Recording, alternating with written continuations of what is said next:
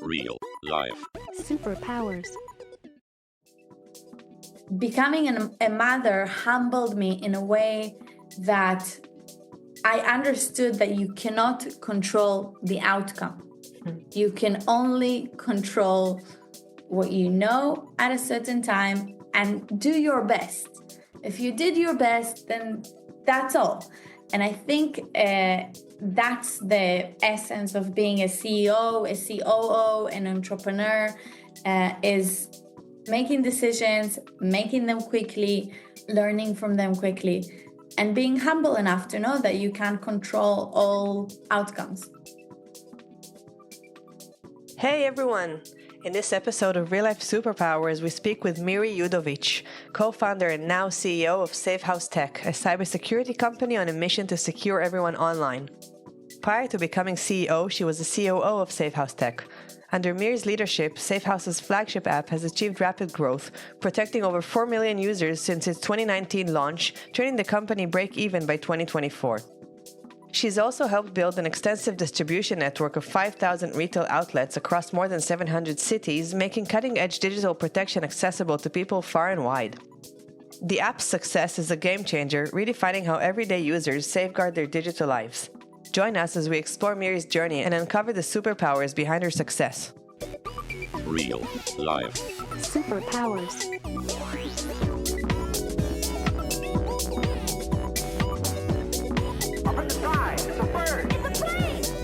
Gentlemen, we can rebuild him. We have the technology. Real life. Superpowers. Miri, welcome! Hey, Hi, Renee, and hi, Noah. Thank you for having me. We're happy to. What's taking up your headspace these days? So these days, most of my headspace is dedicated towards building new channels in our startup. We've been running for about 7 years now, and we've built a very cool product that is protecting digital lives of people. And the way we did it is we went for a very unusual go-to-market. And this is a B2B2C. And it was very surprising to a lot of people that we chose that way. And now, after 7 years, we're actually trying to go full on B2C. So direct to consumer, meeting people online where they actually purchase and have it. tell me about the product. Yeah, so the product is it's a digital platform. It's an app. We also have a browser extension and SDKs that we sell.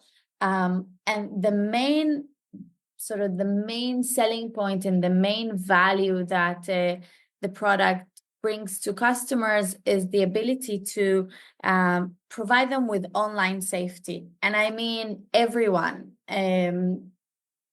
When we started the company, it was kind of weird to us that we can sell super intelligent cyber technologies to companies, to governments, but we can't protect our own sort of digital lives.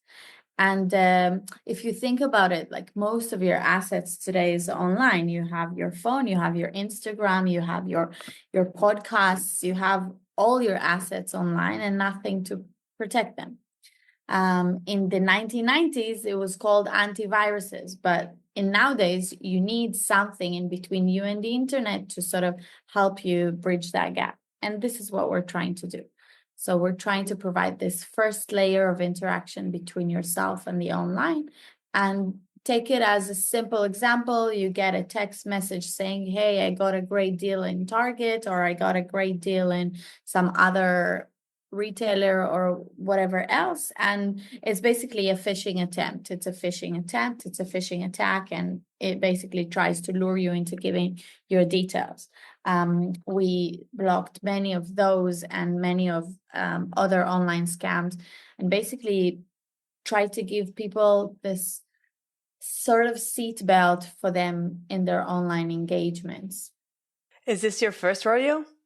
This is the first time that I've started my own company. I've actually joined two founders. About 6 months after they started, I started my journey here at SafeHouse as a co-founder and a COO. So I was actually looking at the entire operational space, everything from the business, the finance, how we approach customers, how we engage with customers. So I built the entire funnel, the entire ecosystem.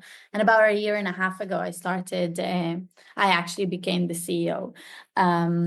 So for me, the main thing that kind of drove me was to do things with my own hands. I wanted to feel what it's like that you have nothing and then you say, oh, I'm gonna set up something. And then slowly you start believing yourself and then it actually starts happening. And I think this is what really kind of drove me to become an entrepreneur. What were you doing before? Like, what led to this? I understand the sort of feeling, but it must have evolved through something. So 100%. So I actually started my career as an investment banker on the dark side. And what I was doing is I was helping founders, usually at later stages, let's say B and onwards, prepare for IPOs, prepare for large fundraisings, cross-border. So I was doing it in a bank in London called Charles Street Securities. And there, of course, I was very young. I just graduated from university, and I found myself, helping these startups do something that I've never done with my own hands. So at first, it felt to me like, who am I to sort of help these people? And with time, what I learned is to actually dive into an industry. So it takes me about 3 weeks, or it used to take me about 3 weeks to sort of dive into an industry and completely understand it, the competitors, the technology, and all the aspects. And after about 4 years or 4.5 years of doing that, I said to myself, okay, there's a limit to how much I can advise. I enjoyed it. I enjoyed being a part of someone else's journey. And I started getting the itch, but actually I didn't really feel comfortable enough. I was still young, and I said, if I don't feel comfortable enough right now, what would make me feel utmost comfortable? So I said to myself, I want to be in a room where decisions are made. So I then became the assistant of Eyal Waldman, who was the founder and CEO of Mellanox before it turned into NVIDIA. And actually, I found myself sitting at the table. I didn't mind that. Of course, I was not leading the conversation or doing anything, but I was just a fly on the wall. And for me, that was the top business school. For me, I felt like that's where I actually learned to tell right from wrong, and to do business in an upscale, in the most sort of straightforward way. I saw how very hard decisions were being taken. And sort of after a year and a half, I decided that I'm ready. But how did you land that job in the first place? Because not many people get an opportunity to get a seat at that table or the likes of it. True. To be fair, I just saw a post of a friend of mine who was an HRBP on Facebook. And I said, look, I'm an ex-investment banker. Eyal wanted someone with like an MBA or a business background. And I said, I think I can do it. Of course, it's a 30-70 or 70-30 of things that are very, very hard to do, and things that I actually enjoy doing. And for me, that was like, the best thing that happened to me. I remember that I came to the interview and Eyal asked me, how many mistakes do I do? And I was like, okay, I'm starting to understand where I'm entering. Huh. And he was utmost serious. So I took a second and I was like, I never do the same mistake twice. So if I do a mistake, I try to correct it, but I never do the same mistake twice. And that was the end of the conversation, and I got the job. Fascinating. I was going in my head in very different directions. I was sort of telling myself, perhaps he's seeking somebody who is a risk taker, although I don't know if that's what you would look for in that position. But I was thinking he's trying to understand how conservative you are and would want somebody who is actively making mistakes, moving fast, breaking walls type of mindset. So that wasn't the case, huh? So it was in a sense, but from a very different perspective. It was like someone that can think of every possible thing that can happen and then do the next thing to try and avoid it. So basically be prepared for whatever is happening today, but whatever can happen tomorrow and the day after as well. And for me, it was, when I heard it for the first time, when I heard that question, I was like, okay, for me, it felt intense. I understood that it's a very, very intense work environment and an intense pace, which is actually very similar to investment banking. So it's not that I'm not used to it. I was very much used to it. And I thought to myself, I don't know where this might lead to. It's definitely not in my career path. It's not the right way to do stuff. But I never know.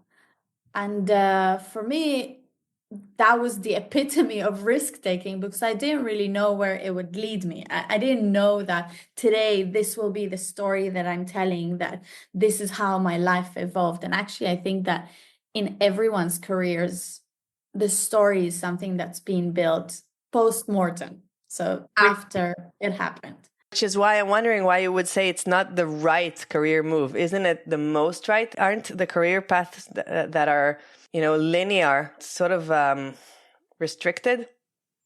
I think they're not restricted. I think, mind you, for perspective, I started my career in London. So, it's very, very structured, very straightforward, very different to how we do business here, right? So if you go for investment banking, you start as an analyst, then you become an associate, a principal, a VP, then an MD. So, you have your whole 15 years laid ahead of you.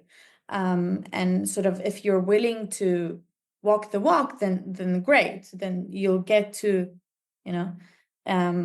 the right rooms in due course. I just didn't have enough patience. Yeah, it's almost depressing. Yeah, so for me, it was actually a shortcut, but again, a very risky one. We're excited to be collaborating with the Israeli website CTech, owned by Kalkalist, Israel's leading business newspaper. CTech is the gateway of the Israeli high-tech to the tech world and vice versa. If you're not already a regular reader, we strongly recommend that you check out kalkalistech.com, CALCALISTECH.com, to stay up to date on all high-impact stories from the Israeli tech scene. Miri, so it's shortcut. Also, you meet a lot of people and see a lot of experiences, which is great. But you said something before about having the knack of learning a new industry or company in about 3 weeks. That sounds to me pretty impressive. So what's the hack there? So you come up. So just to imagine the job itself. Okay, so these people come and pitch you the companies, and you have to actually do due diligence and go through them and understand very quickly there's the strengths and weaknesses and whatnot, and give an evaluation of, is it worth going forward or not, right? And you said 3 weeks. So what's the trick of doing it in 3 weeks? So actually there's no, it was pre-ChatGPT, so there was no quick way of doing it. But actually for me, it was putting myself in their shoes. So I try to imagine that I'm them and that I'm actually experiencing what they are experiencing. And if I was now the CEO of whatever cyber company, then who is on my right, who's on my left, who's at the top. And for me, that was the best way, because I felt their problems and what they need in order to solve them. So I actually there were some things that I took as granted. They did their diligence, they did their business models. Okay, I would review them, but I would review them from the eyes of, what would I do if I had to pitch it right now? And actually, this is what I had to do, right? I would then go out and pitch it to other investors. So I had to I would have to feel something inside to say, okay, this is what drives them. This is the passion. This is what makes them really unique. And then, the rest of the diligence is reading, writing, the textbook. Doing it 3 weeks is spending the first week trying to be them, basically. So you would gather the information, and then if you would get excited or think it was right, you would go and pitch it to other people, acting like as if it's yours, let's say, just for the fun of understanding it, and then getting the feedback and seeing if you're correct, if it works or not. And if it didn't work, if you got bad, like specific feedback that's not perfect, but the idea wasn't awful, like what I mean? Like, what if part of it worked? And I think it's a very good question. And I think that this is what I didn't understand back in the day, is that there's a huge middle market. And the middle market is actually real companies with unique technologies, and they all have something of an added value to the market. So if the idea was not groundbreaking, but actually made financial sense, then it means that there is a type of investor that fits that company. They might not be the Sequoias of the world or the top VCs of the world, but they would be somewhere in that middle market range, which is very much, neglected from the news, neglected from the top, right? And that's where most businesses are. So most businesses are not the whizzes of the world. They're actually very good teams, very good ideas who are doing step by step, trying to get somewhere. And in between, they need a lot of capital. And that capital is not necessarily VC capital. And that's where the companies would meet us. That's fascinating, because we had a guest on our podcast, Rand Fishkin. He wrote a book, Lost and Founder, and he was criticizing Silicon Valley for glorifying all those specific exit-driven businesses and underestimating so many lifestyle businesses that could become very profitable and perhaps actually have a more promising business model. So it's fascinating from an investment banking point of view to be hearing that as well.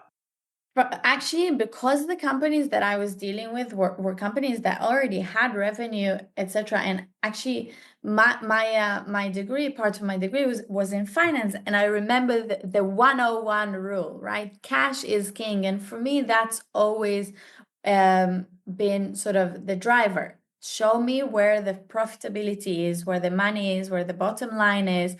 And then, of course, with the promise, with tech, with all the fluff that surrounds it, let's build something sustainable. And actually, in a very, very funny way, but this is what led also our operation here at SafeHouse. We tried to build a good business, a good, growing, sustainable business that's, on the one hand, driving capital, on the other hand, creating growth metrics, but not actually just spending money for the sake of spending, but spending money to generate real growth. That makes so much sense. And I'm curious, because it sounds like you accumulated so much knowledge and you sort of had in your toolkit what it takes to probably start your own venture at that stage. And you were even sort of mentally practicing, like for a few years, you were putting yourself in those shoes and imagining that you're now the founder. So what led to actually, taking the next corporate step instead of rolling up your sleeves at that stage? So for me, what I really did, and this is how I actually ended up in meeting my other two co-founders, is I took six months out of my life. I said that for the next 6 months, I'm gonna do only things that I'm good at and that make me happy, without any relations or any direct correlation with how much it pays, the title that it is, and sort of how fashionable or how big it is. I did that because when I left Mellanox, everything felt like not a good enough opportunity. So I said, forget the opportunity. Let's take 6 months and just do things you like. And on those, at these 6 months, I actually spent 3 of these months at the Techstars Accelerator, which was back then it was Techstars and Barclays, the UK bank. And I was doing their work for the companies. Actually, as a part of the accelerator, I was doing work for the companies. I was helping the companies to build their business models, to build their financial forecasts, to try and create KPIs for their businesses, to try and mitigate the life cycles of getting new customers. And I did that for 3 months. I entered a 3-month contract specifically for that. And actually in real world, I would never take 3 months to just do something, because I'm just not that type of person. And yet you did. And yet I did it, yes, because, I still created a framework around it. I'm taking 6 months out. And that's how I met my two partners. They were a part of the accelerator. They came with their idea already to the accelerator. And once we were done with the accelerator, it was quite clear that I'm the missing link, and that I should join them as a co-founder. And for me, it was, on the one hand, a risk mitigator, because I've already worked with these guys for 3 months. We've already had our first fight. We know where each other's strengths are, where the weaknesses are. And that was a very huge de-risk factor for me. And on the flip side, they haven't raised capital. So we would go on the full-blown adventure together. So that was sort of what drove me to actually take that step, because the opportunity presented itself, and actually I created that opportunity for myself. And that was about 7.5 years ago. Yeah, it's crazy to think that time flies. It does, doesn't it? And then, I mean, you were the COO, and now you're the CEO. So bridge that gap. Yeah. So, every startup goes through 7 phases of hell. Like one per year? Like one per day, really, actually. But in all honesty, one of my partners decided to leave after about 4.5 or 5 years. And I stepped up and I said, okay, let me lead from now on. Of course, it's a change of dynamics. It's a different type of conversation with investors. And it was all done in a very, very professional way. And this is, founders fatigue, sort of real textbook founder fatigue after many, many years of hard work. It's really hard on the mental side. And then, of course, the war started, etc. So he was recruited to Miluim, but that's where I did the shift. And for me, the shift was it was very natural, because I knew every bit and byte of the company, and I recruited the people. I knew all the contracts by heart. I was in very good relationships with the investors. So for me, it was very, very natural. But you sometimes still, I mean, you're describing this as the stages of hell, right? and you had Yeah. your comfy seat, in investment banking, and you went on your adventure exploring, and working with Eyal. So do you sometimes miss that comfortable seat, or are you sort of hooked on the thrill? Like, where do you stand? How many people do you lead these days? Yeah, so these days we're about 50 people. We used to be about 70 and we downsized from that. So that was a very painful experience. Actually, the hardest thing that I've done in my life, to let people go, and actually recover from that. For me, it's not that I'm hooked on the thrill. I'm just I'm a very pragmatic person. I like to do things my way. So I like leading. I like thinking about the next opportunity and finding the best people that are way smarter than me, that they know way better than me, and get them to the same table to speak, to brush out stuff and to actually create opportunities for the company. For me, I had a dream, right, to build a big company, to grow it, to create impact in the society. And I think that even in my next journey, I'll still do the same, because this is something that I like, and it also gives me the ability to do things I like travel and be with my kids and set my own pace, and actually build a company that I'm proud of and create a culture that I would want to work in. Well, there is so much to unpack here, because I am quite confident that many women listening right now would not assume much of what you've just said with respect to, managing your own time, being with your kids, travel. It's pretty self-explanatory, right? I mean, I'm assuming you're traveling for business, but like, how can a founder of a very intensive venture with investors and a lot of people that you have to be accountable to, and teams that you lead, like, how are you able to create that work-life balance?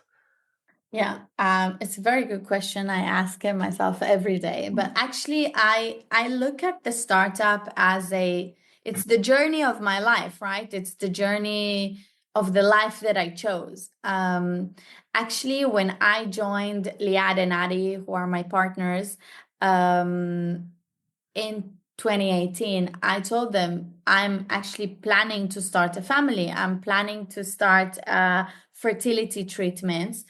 And this is something that I'm planning to do.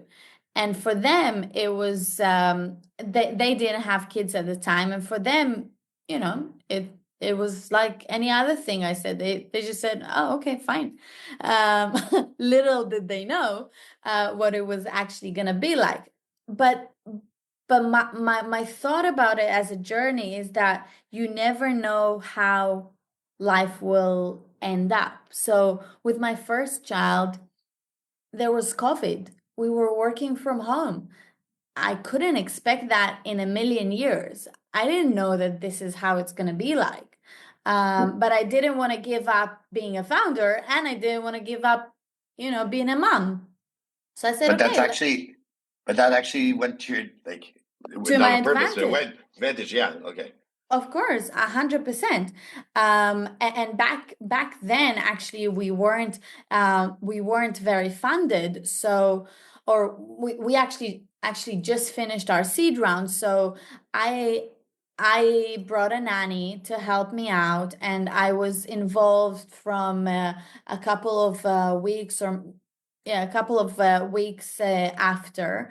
And because it was COVID, I was able to do both things.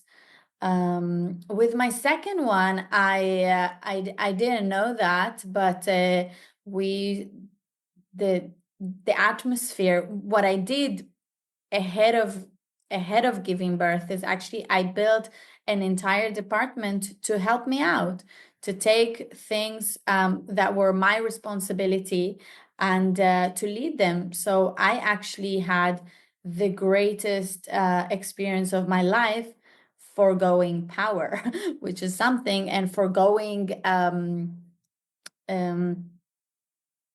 responsibility. I actually had to trust someone. I had to bring people. I had to teach them because I had a deadline. And I think that for a lot of founders, female or male, there is a lot of issues with creating growth in the company because you're used to doing everything yourself. Here, I was lucky to be a female because I had a deadline. By that deadline, I had to create a sustainable structure that will flow without me. Now, it's true, things did come up my way when, really, really urgent stuff came along, but that gave me the opportunity to build growth. And of course, did that give you?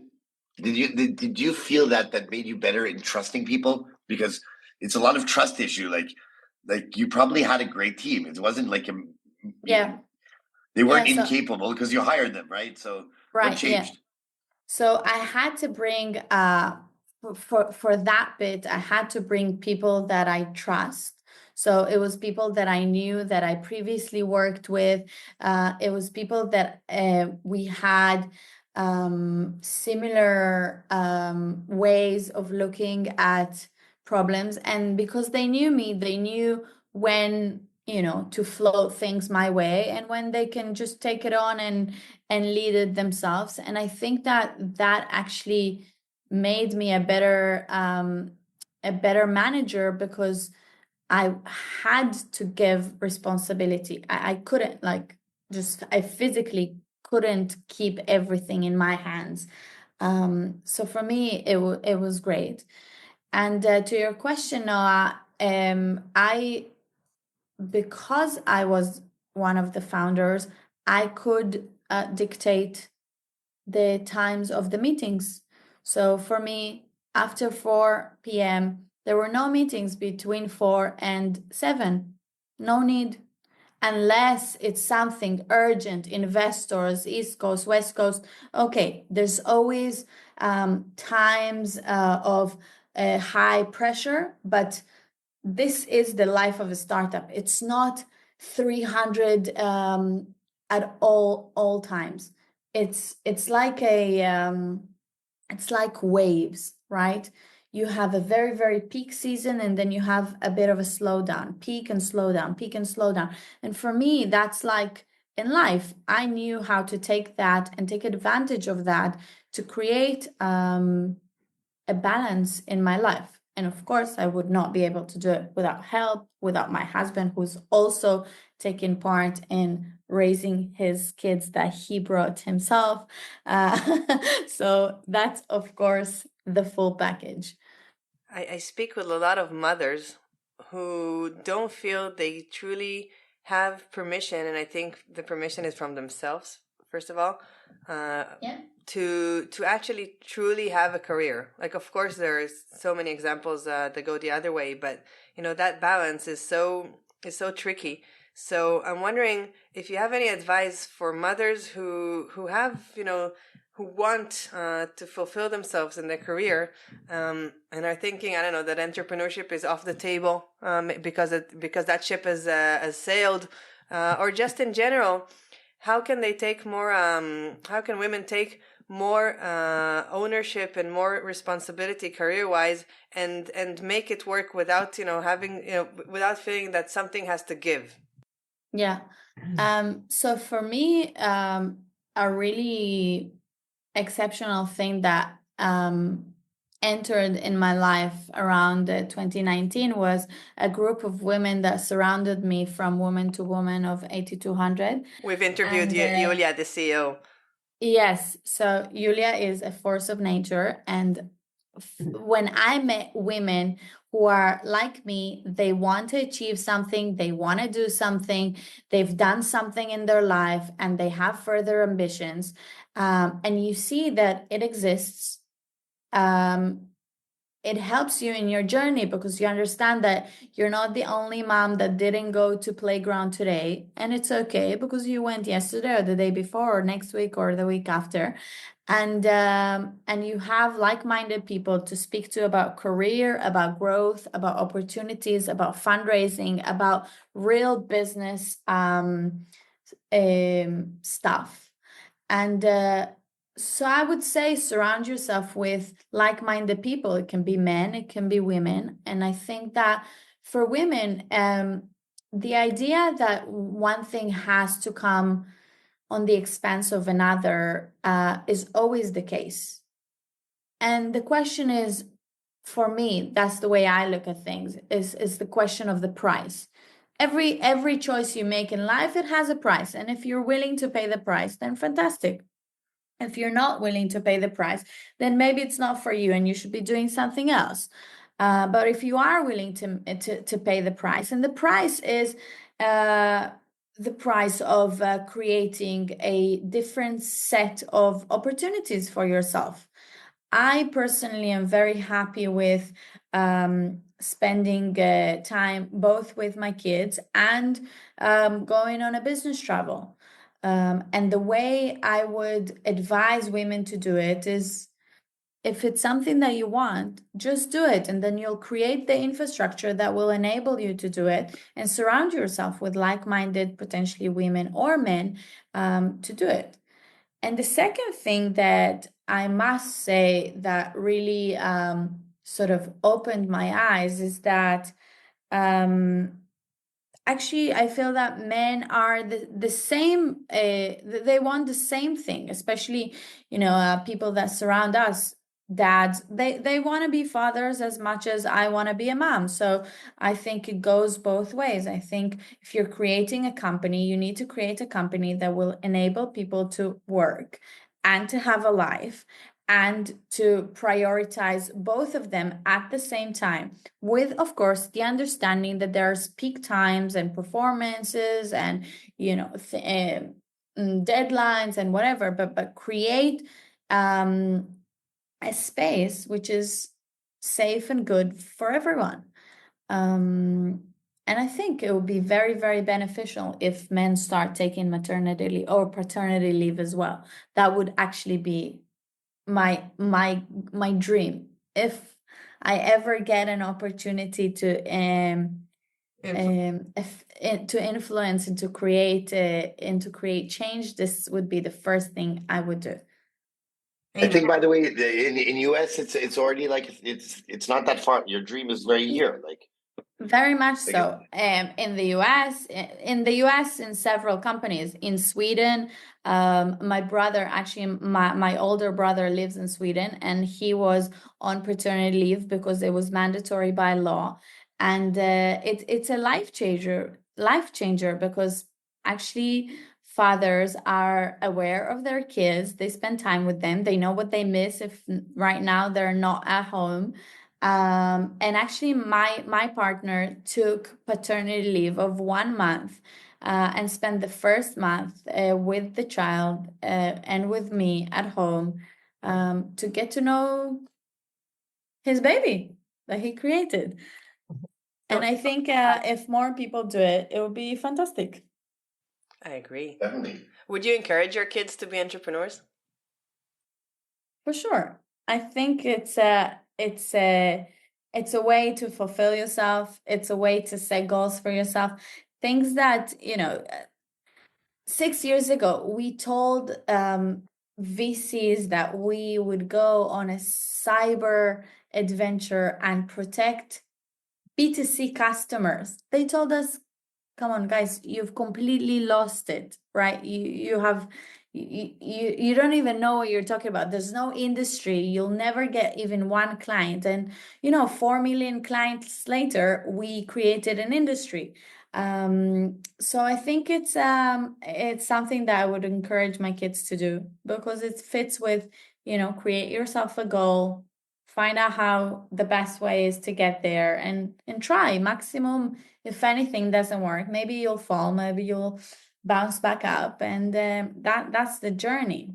I think it's about bouncing back up, and in some form or other, you will fall along the way. And I think also, the measurement of success, even if a startup fails, but there's so much learning along the way. So, it's like you said to Eyal, I don't repeat the same mistake twice. If you do that, you're probably on a good path to do something significant. Right. So I think that that is the journey of entrepreneurship. I think it's making mistakes, just making them very quickly and learning very quickly and bouncing back up again. And I think that it's very much the opposite of what we're being taught in like school and university, that there's the right way and the wrong way. And I think there's no right or wrong. There's just the way that you're going to do it, because this is the set of knowledge that you have at any given point in life. You can only take a decision that you see, that you know that exists. If you take it, it will lead you right or left, and then you'll decide what to do. If you see that it doesn't work, maybe you'll turn left, maybe you'll turn left or right from that angle that you've taken. But actually becoming a mother humbled me in a way that I understood that you cannot control the outcome. You can only control what you know at a certain time and do your best. If you did your best, then that's all. And I think that's the essence of being a CEO, a COO, an entrepreneur, is making decisions, making them quickly, learning from them quickly, and being humble enough to know that you can't control all outcomes. Go ahead. So you can't control the outcome, but you can only control the perspective. Is that what you're saying? The way you look at it. Yeah, right. You can control the perspective, and you can also control the amount of effort that you put into whatever it is you're doing. In retrospect, you couldn't have done anything different, because that's what you chose. Or at least, to understand what you could have done different in retrospect in order to not repeat it.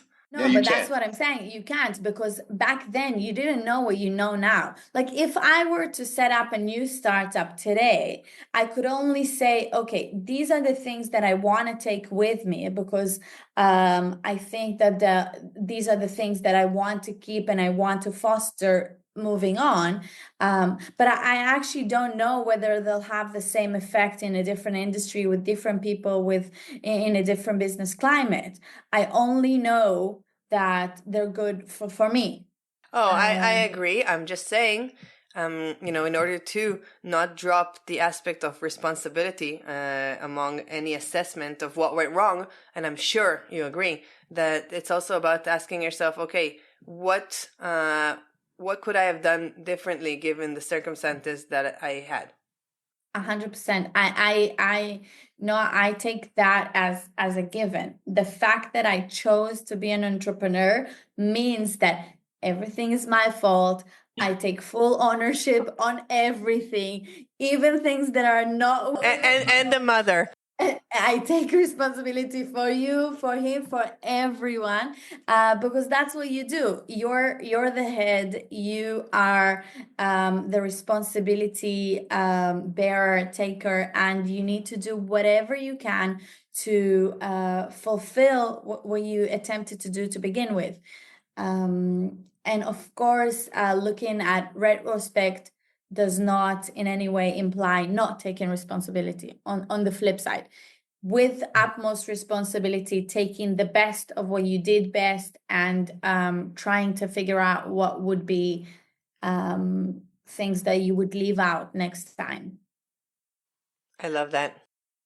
Can you scare me for a second? So in your company, okay, so you're protecting B2C now, okay? What are the scariest thing you've seen in the internet right now happening to people? So I've seen many Instagram influencers, people who use social media as their prime source of income, lose their job, get locked out of their account, have their details being compromised, and lose access to their own assets. And this is a very scary thing, I think, for a lot of people, because when it's your main source of income, it's very, very alarming.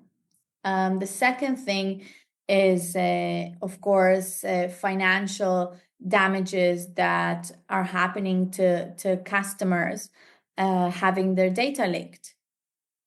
So a lot of people are registering their credentials to many, many websites, to many services, and having your details out there creates a potential compromise. And I've seen people lose $300,000, $30,000. And actually, we've created a cyber insurance policies that would reimburse people for potential losses that they might have from basically being hacked. Of course, cyberbullying for children, which is a very alarming thing. And in general, exposure to behavior of children on the internet is something that occupies me quite a lot. It's something that I think we haven't created a solution which is bulletproof enough.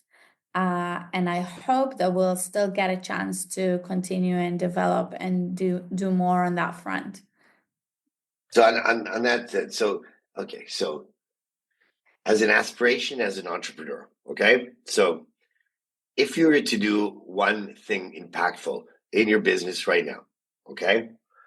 And you can take this either as a woman, as an entrepreneur, as a manager, okay?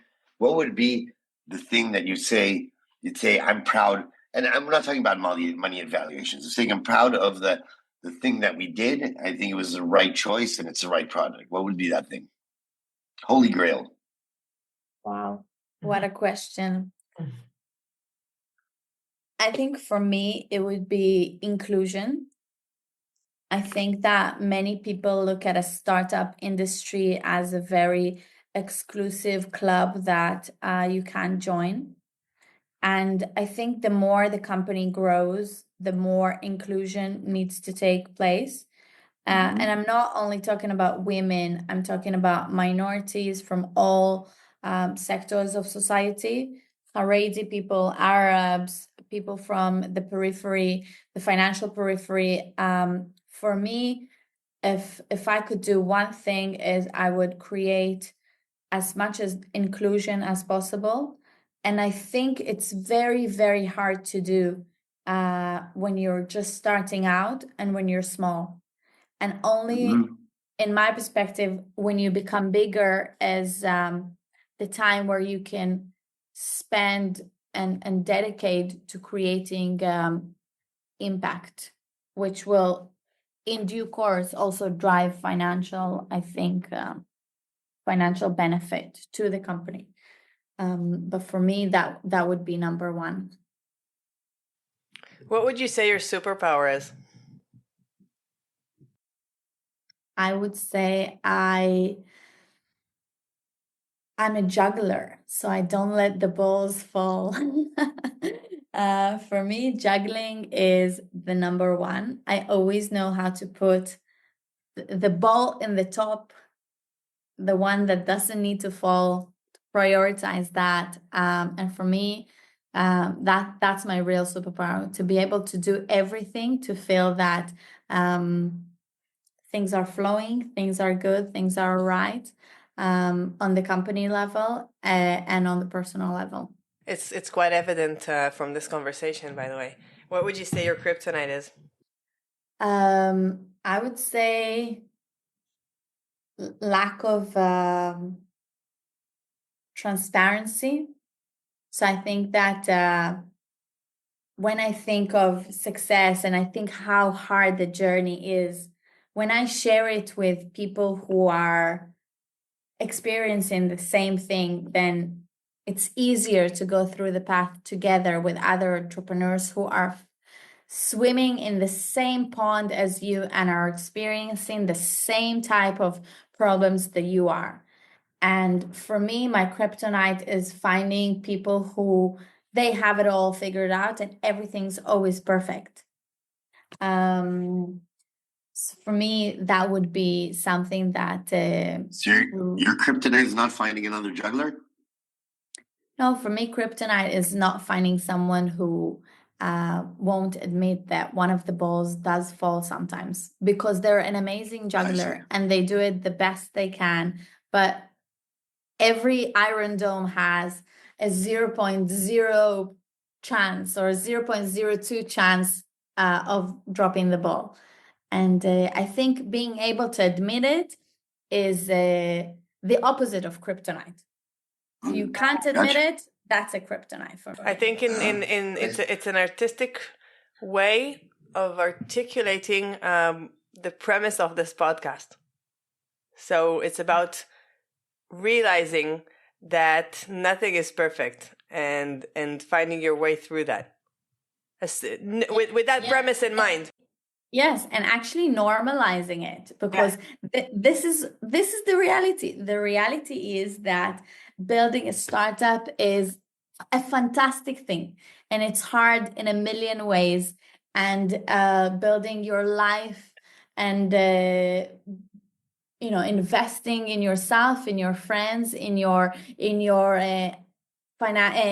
mental health is something that we all have to do along the way, and that's the journey. And actually, when I entered or when I realized that entrepreneurship is for me, I only saw the end goal.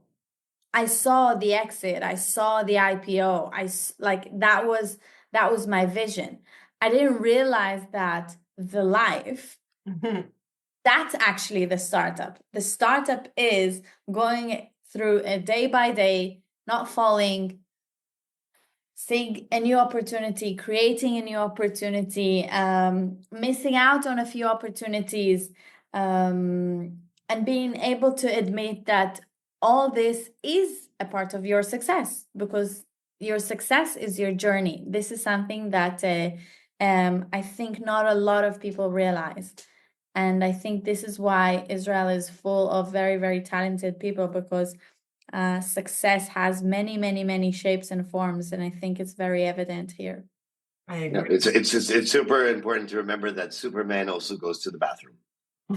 Of course. Miri, thank you so much for taking the time to speak with us. And we wish you lots of luck on your mission, because on so many levels, when you succeed, then we all do, with inclusion and with protecting people digitally. And, you're aiming for good, and it's evident. And thank you for that. Thank you very much for having me. It was a real pleasure. And I hope you continue spreading good. Thank you. And thank you. Bye, guys. Thanks. That's all for today's episode. We hope you enjoyed it. If you did, please consider subscribing to our podcast so you never miss an episode. Also, if you have a moment, we would really appreciate it if you could rate and review our podcast on the platform you're listening to. This will help others find our show. And as always, if you know anyone who you think would enjoy our podcast, please share it with them. Thank you so much for listening. We'll be back as usual on the 1st of the month. Real life. Superpowers.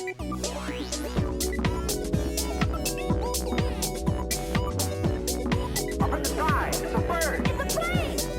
Gentlemen, we can rebuild him. We have the technology.